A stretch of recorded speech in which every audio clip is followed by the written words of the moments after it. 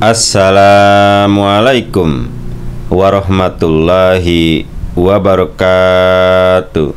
Jumpa lagi para pendengar Pelita Ilahi yang dianugerahi kasih sayang ilahi dalam solusi jawaban masalah sehari-hari yang disampaikan oleh Hadrat Khalifatul Masih kelima Hadrat Mirza Masur Ahmad Ayyadahullahu ta'ala binasrihil ajiz, yakni berkenaan dengan bagaimana gelar Nabi Muhammad SAW berlaku untuk seluruh alam.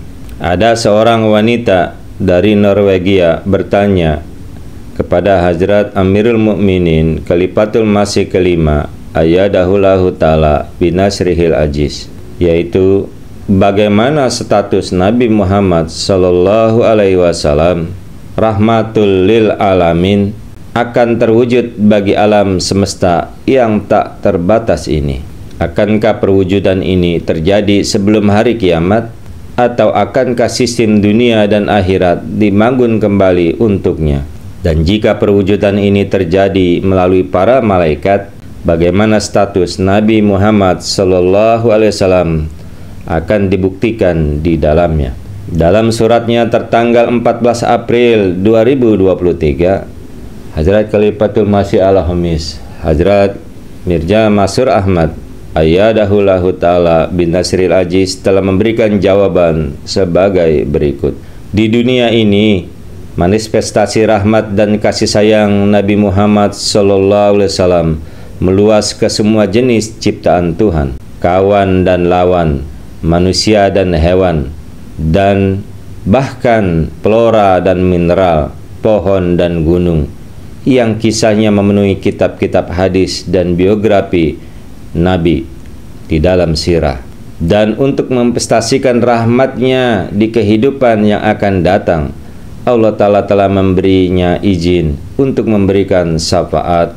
Lebih lanjut, rahmat dan kasih sayang beliau SAW untuk seluruh umat manusia pada hari pengadilan dijelaskan di dalam hadis yang menyebutkan bahwa pada hari itu, orang-orang yang dilanda kecemasan dan kesulitan akan pergi kepada Nabi Adam alaihissalam, kemudian Nabi Nuh alaihissalam, kemudian Nabi Ibrahim alaihissalam, kemudian Nabi Musa alaihissalam, kemudian Nabi Isa alaihissalam, dan akan berkata, "Tidakkah kamu melihat kesulitan yang kita alami dan penderitaan besar yang telah menimpa kita? Tidakkah kamu akan memberi syafaat untuk kami di istana Tuhanmu?" Namun, semua nabi ini akan memberikan alasan mereka masing-masing.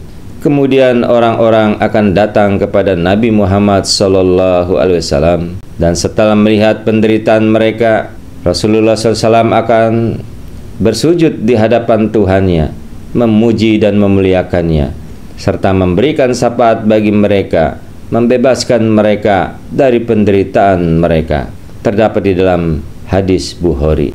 Demikianlah, baik dunia ini maupun akhirat, Allah Ta'ala telah menganugerahkan kita ilmu dan mengabarkan kepada kita tentang rahmat dan kasih sayang Nabi Muhammad SAW mengenai masa depan ketika rahasia alam semesta terungkap kepada umat manusia. Jika ada dunia baru atau ciptaan baru yang ditemukan di dalamnya, barulah umat manusia akan dapat mengetahui refleksi rahmat dan kasih sayang Nabi Muhammad SAW, dunia baru dan ciptaan baru tersebut. Karena alasan inilah saya katakan dalam mulakat virtual saya dengan para anggota lajnah dan nasirat di negara Anda, bahwa ketika kita mendapatkan akses ke planet-planet lain yang berpenduduk, dan ketika kita menyampaikan risalah Nabi Muhammad SAW kepada mereka, maka para penghuni planet-planet tersebut juga akan termasuk dalam rahmat beliau. Saat ini kita bahkan belum menyampaikan risalah Nabi Muhammad SAW dengan benar di bumi kita sendiri, namun kita berbicara tentang planet-planet lain. Oleh karena itu, Nabi Muhammad SAW adalah rahmatul lil alamin. Sejauh jangkauan risalahnya, Allah Ta'ala, Tuhan semesta alam, yaitu Rabbul Alamin, dan manifestasi ketuhanannya hadir di seluruh alam semesta, di ribuan dan jutaan galaksi. Namun risalah Nabi Muhammad SAW saat ini hanya di bumi ini.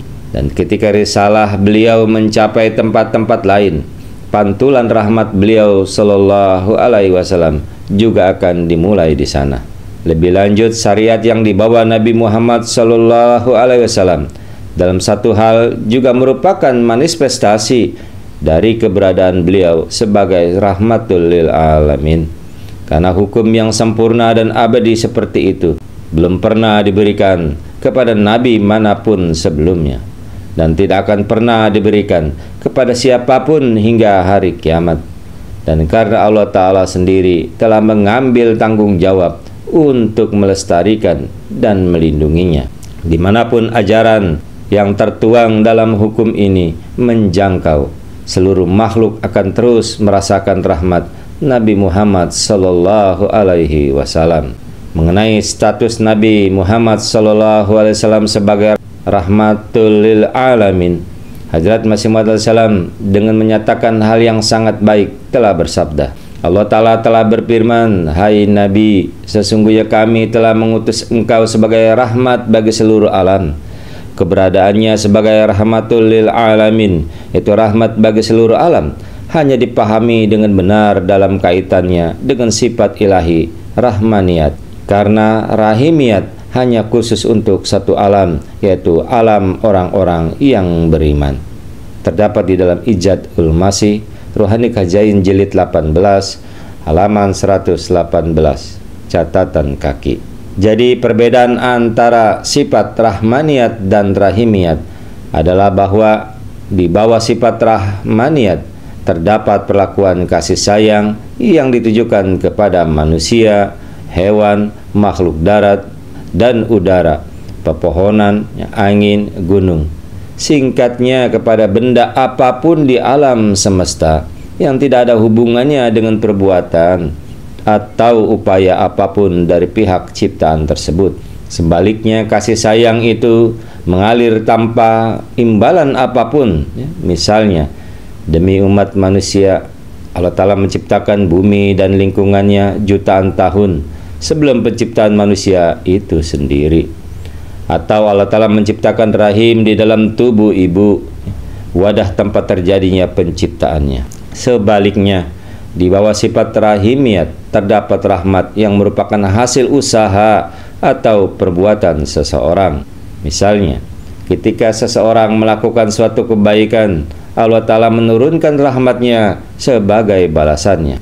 Maka dari pernyataan Hadrat Masih Maud ini, pokok bahasan ini menjadi jelas sebagaimana sifat ketuhanan Allah Ta'ala, rububiyat, tersebar di seluruh alam semesta, dan setiap partikel di alam semesta menerima bagian dari rububiyat ini tanpa usaha atau tindakan apapun.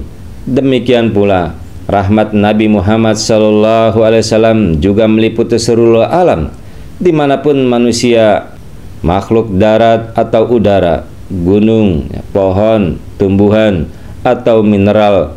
Singkatnya, setiap partikel di alam semesta ingin mendapatkan manfaat dan rahmat ini.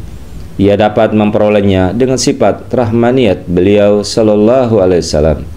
Sebaliknya, rahmat yang mengalir dengan sifat rahimiyat beliau Sallallahu Alaihi Wasallam akan terus diperoleh oleh makhluk sebagai hasil dari pengamalan ajaran yang beliau Sallallahu Alaihi Wasallam bawa. Dimanapun pesan ajaran yang beliau Sallallahu Alaihi Wasallam bawa dan makhluk di sana mengamalkannya, mereka pun akan terus menerima bagian dari rahmat beliau Sallallahu Alaihi Wasallam. Itulah yang dapat disampaikan. Mudah-mudahan kita dapat memahaminya. Assalamualaikum warahmatullahi wabarakatuh.